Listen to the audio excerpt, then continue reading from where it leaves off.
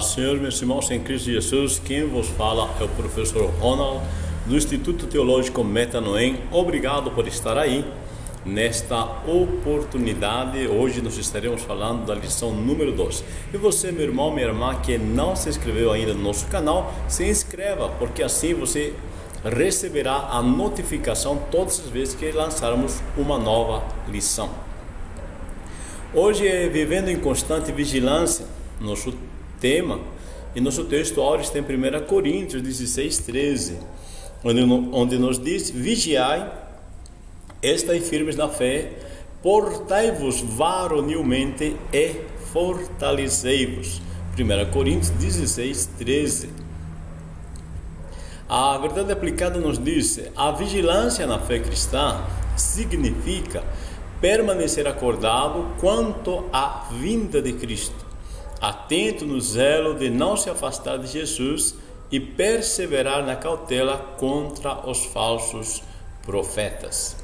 O texto de referência está em Mateus 26, 36 ao 41. Você lê em casa, por favor, e eu vou para os objetivos. Temos 3 objetivos: explicar o conceito de vigilância no contexto bíblico, apresentar detalhes da oração de Jesus no Getsemane e destacar a vigilância como um aspecto fundamental no exercício da fé. A introdução diz: a exortação à vigilância na presente lição abrange 2 aspectos. Primeiro, diz respeito às palavras de Jesus na agonia do Getsemane, e segundo, o contexto escatológico do sermão profético. Vamos ver então o significado da vigilância. A palavra vigiar como estar alerta, a palavra vigiar como guardar, cuidar, e a palavra vigiar como ser sóbrio. O significado da vigilância de forma geral: a vigilância é o ato ou efeito de vigiar, o estado de quem permanece alerta, de quem procede com precaução para não correr riscos. Tá? Veja, essa vigilância é a pessoa está vigiando, né, a si mesmo, tá? Não é vigiar os outros, né? É a gente vigiar a nós mesmos, tá? Observarmos, né, as motivações que nos levam a fazer algo, os sentimentos, o que estamos fazendo de fato e por que estamos fazendo. Então, uma vigilância em relação, né, a Deus, a palavra, ok? Vigiar como estar alerta. Vigiar, do grego gregoreu, vigiar, estar alerta, ser vigilante, seria essas formas de tradução. A ideia principal aqui nesta palavra gregoreu é escatológica. Quando o texto de Mateus 24:42, por exemplo, nos disse: não sabeis a que hora há de vir o vosso Senhor. Então, vigiai, né? Não sabeis a que hora há de vir o vosso Senhor. Se vigiai, justamente está conectado à questão escatológica, ou à vinda de Cristo, que será no futuro. Mas também tem uma ideia mais geral, que é vigilância, como em 1 Pedro 5:8, quando disse: sede sóbrios, vigiai, ou seja, estar alerta, estejam alertas, porque o diabo, vosso adversário, anda em derredor. Vigiar, guardar, cuidar é outro termo do grego agripneu. Agripneu significa manter-se acordado, vigiar, guardar, cuidar. Tanto demonstra aqui o sentido escatológico, quanto a ideia de vigiar nas orações e súplicas, isto é, estar orando continuamente, tá? E além disso, a ideia aqui é de cuidado. Vigiar ou ser sóbrio, tá? Então a palavra vigiar pode ser traduzida do grego nepho, tá? Literalmente ser sóbrio, mas que aparece no sentido figurado de vigilância, combinado com gregoreu. Em 1 Pedro nos diz, por exemplo: portanto, cingindo os lombos do vosso entendimento, sede sóbrios, né? E esperai inteiramente na graça que se vos ofereceu na revelação de Cristo Jesus. Então, ser sóbrio, né, é o estado de quem não se encontra no dicionário, tá? É o estado que não se encontra alguém quando não se encontra sobre o efeito de uma bebida alcoólica. Isso é ser sóbrio. Também ser sóbrio é ser moderado, ser contido, tá? Tanto no comer quanto no beber. Ser sóbrio, então, tem o aspecto, né, de estar com o raciocínio sobre pleno controle. Qualquer pessoa que não esteja racionalmente, né, sóbrio, ou seja, está no controle dos seus pensamentos, das suas ações, tá? Então essa pessoa não está sóbria se não estiver no controle. Se está no controle, então está sóbrio, tá? Então não está sob efeito de nenhuma motivação errada, tá bom? Nós estamos falando só de bebida aqui, mas de motivações, de intenções ou de emoções, tá, que estão fora de controle. Diz então: sede sóbrios, ou seja, estejam atentos, né? Pensem antes de falar, tá? Não falem só por falar, ok? Jesus no Getsemane, a parte 2, primeiro o Getsemane, depois a angústia de Jesus e o cálice. Jesus no Getsemane. Getsemane vem da palavra da raiz aramaica, que é prensa de azeite. Era uma área localizada no sopé do Monte das Oliveiras, né? Aí nós temos uma foto do Jardim das Oliveiras, né, onde se colhe as azeitonas, né, e se faz o azeite, ok? Isso aqui é o Monte das Oliveiras. O Getsemane, falando assim do jardim, vamos ver que Jesus sempre encarou a morte de forma serena. Veja, mesmo então, ele quando fala: então lhe disse, a minha alma está cheia de tristeza até a morte, ficai aqui e vigiai comigo. Quando disse Jesus a minha alma, né, essa palavrinha alma vem do grego psique, psikemou, né, psikemu, que é minha alma. O que vamos pensar no texto, o que vamos analisar? Está falando então da parte psique, está falando das questões emocionais e pensamentos dentro do grego, tá? Então, quão grandes devem ter sido as emoções e pensamentos na alma do Salvador, tá?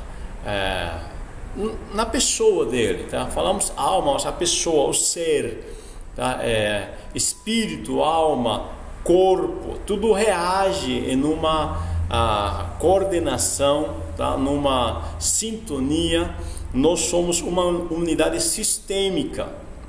Então o Salvador, ele está começando a pensar, e ele sabe, porque ele conhece essas escrituras.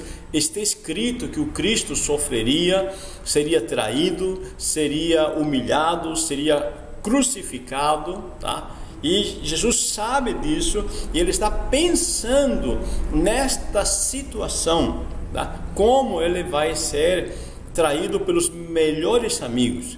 Isso perturba realmente a alma, a emoção dele.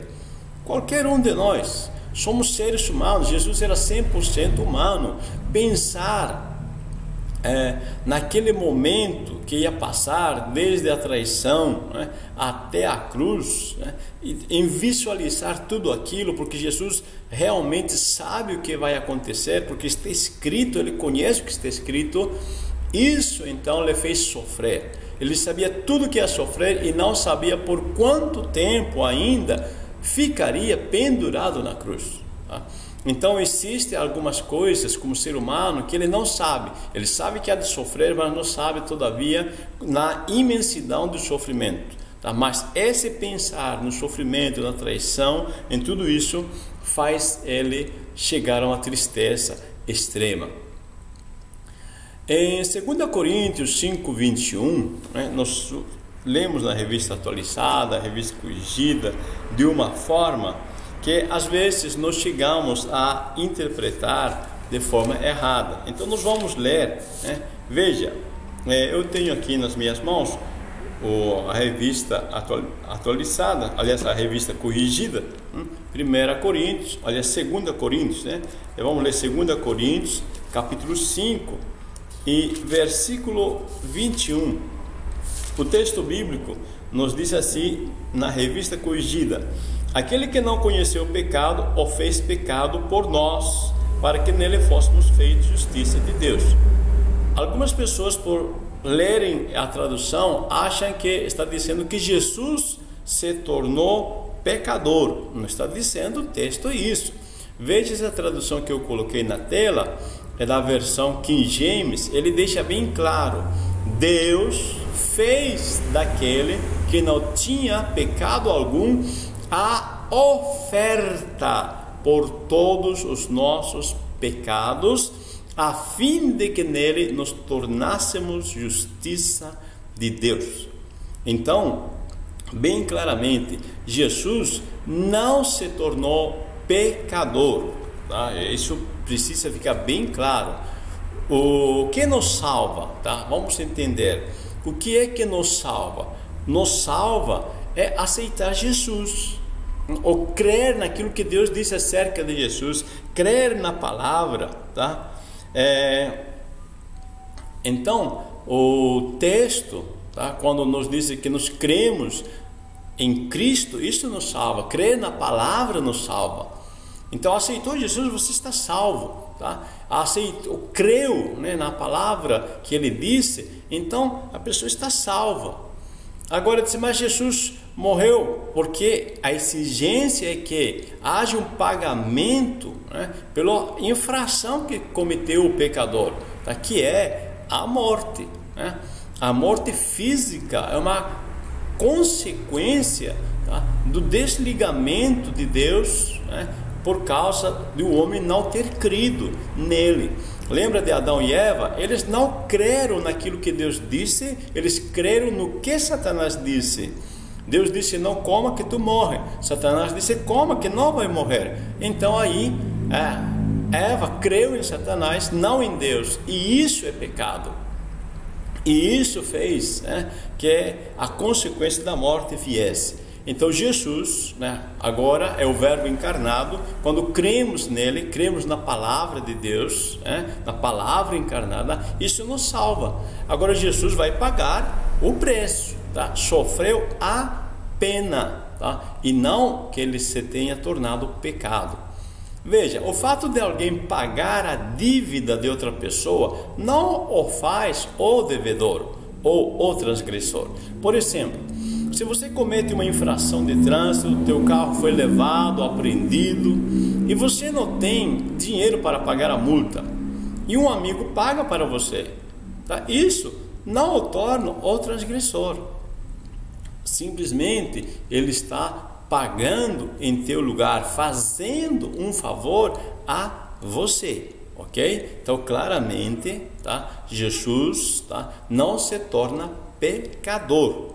Ele simplesmente está morrendo em nosso lugar. Ou seja, o salário do pecado é a morte. Alguém tem que morrer. Jesus morre em nosso lugar.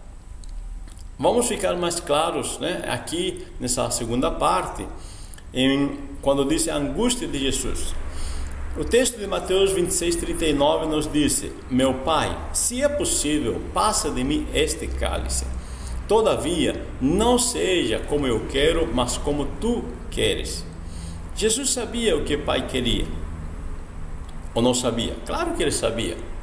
Jesus sabe que o Pai, ele quer que ele morra na cruz. Ok? Ele sabe disso.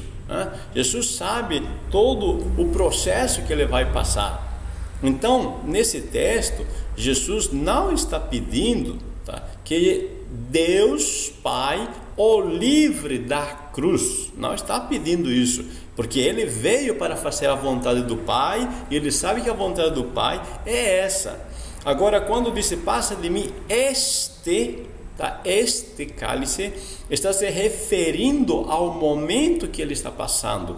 Veja que o autor dos Hebreus, capítulo 5, versículo 7, nos esclarece dizendo: o qual, nos dias da sua carne, oferecendo com grande clamor e lágrimas, orações e súplicas ao que o podia livrar da morte, foi ouvido quanto ao que temia. Olha só, eu deixei em maiúsculo aí, foi ouvido. Então, quando Jesus orou e pediu, está dizendo o texto que ele foi respondido, ele foi ouvido. Tá? Então, se Jesus tivesse pedido para ser liberto, né, da morte de cruz, Jesus não teria sido liberto, não teria morto na cruz, porque ele foi ouvido. Então Jesus não está orando em relação à cruz. Quando ele está orando, ele está dizendo: passa de mim este cálice. Ou seja, neste momento que eu estou agora aqui no jardim, me ajude a passar este momento. Esse momento onde ele está pensando em tudo que há de passar, as chicotadas, as cuspidas, as esbofeteadas, todos os momentos que ele há de passar nesse processo. E isso lhe causou uma angústia muito forte. E o texto diz que ele começou a suar gotas de sangue. E o suar gotas de sangue provoca a morte. Tá? É uma depressão profunda. E Jesus não morreu no jardim. Ou seja, ele foi ouvido, literalmente. Veja que em Lucas 22, 44, diz: e posto em agonia, o seu suor tornou-se como grandes gotas de sangue que corriam até ao chão. O suar sangue é chamado de hematidrose. É provocado da soma de uma fraqueza física e um abatimento moral violento causado por uma profunda emoção, ou seja, um momento de estresse, né, ou de depressão, e pode provocar a morte. Então Jesus sabe que quando ele está orando intensamente e as glândulas do suor eles arrebentam e ele começa a suar, suor misturado com sangue, ele sabe que ele está correndo o risco de morte naquele momento. E Jesus ora e diz: Pai, passa de mim este cálice, não deixe eu morrer aqui no jardim. Por quê? Porque Jesus sabe que ele tem que chegar na cruz. Jesus não está com medo da morte da cruz. Jesus está dizendo: eu não posso morrer aqui no jardim. E conforme nós já vimos o texto anterior, tá? Hebreus, capítulo 5 e 7, ele orou ao que o podia livrar da morte e foi ouvido, ok? Então Jesus realmente não morreu no jardim, e ele venceu aquele momento. O Pai lhe atendeu e passou aquele momento para frente na sua missão. Amém?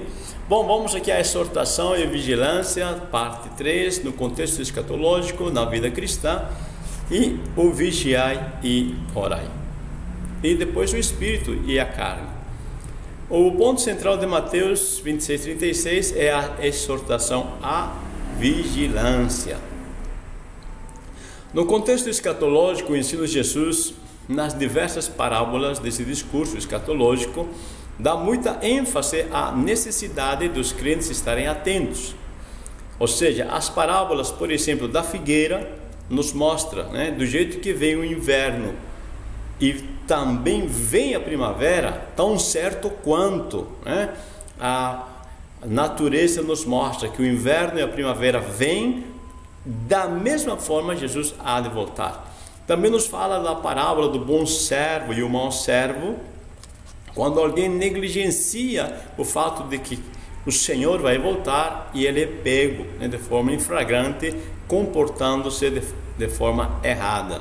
E as 10 virgens, mesma coisa, alguém de forma imprudente não agiu como deveria agir e acabou perdendo a bênção. Então toda essa questão é escatológica.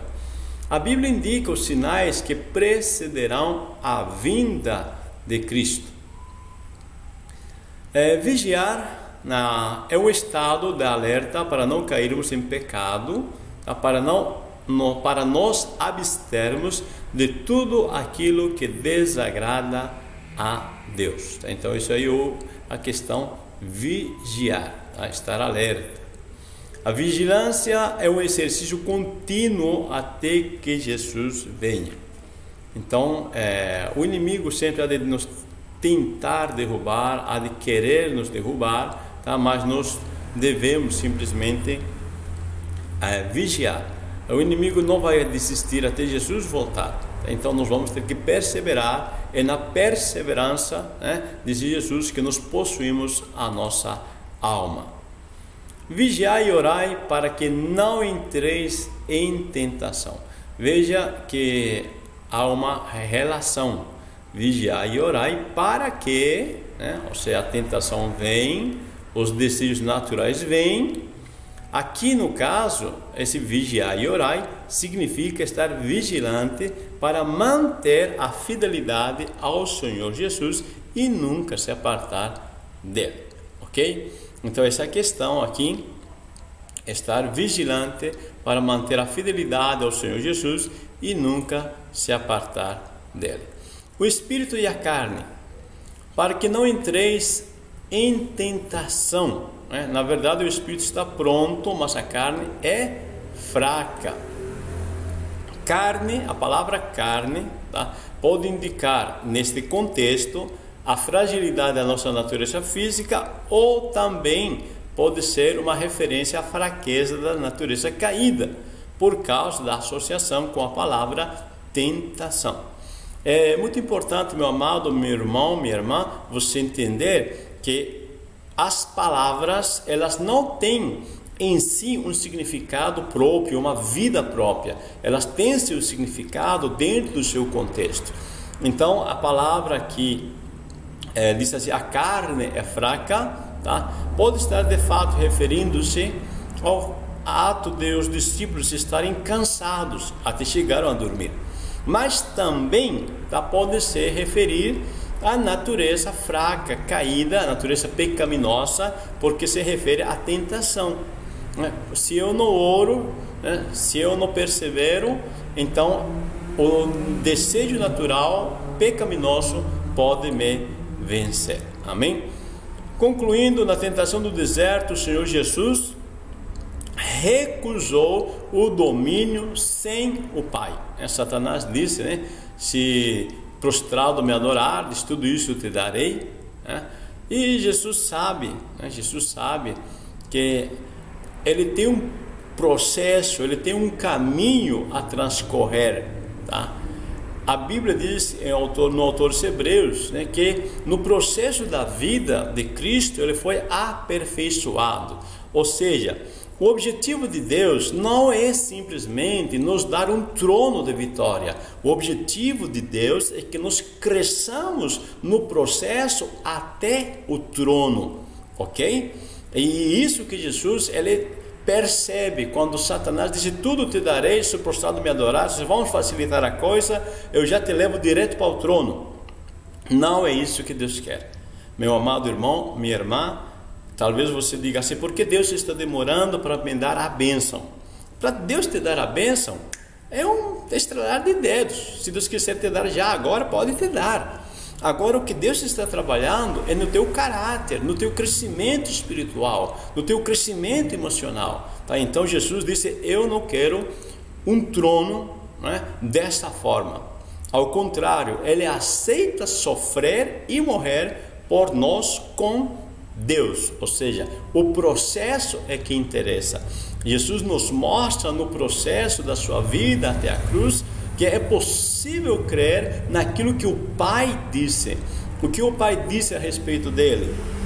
Disse que ele ia morrer, todavia ele não ia ficar na sepultura, mas antes ia ressuscitar. E Jesus nos mostra que quando cremos naquilo que o Pai disse, de fato nós vencemos todas as circunstâncias. Amém? Então Deus te abençoe. Nós explicamos o conceito de vigilância no contexto bíblico, apresentamos detalhes da oração de Jesus no Getsemane e destacamos a vigilância como aspecto fundamental no exercício da fé cristã. Amém? Tranquilo aí?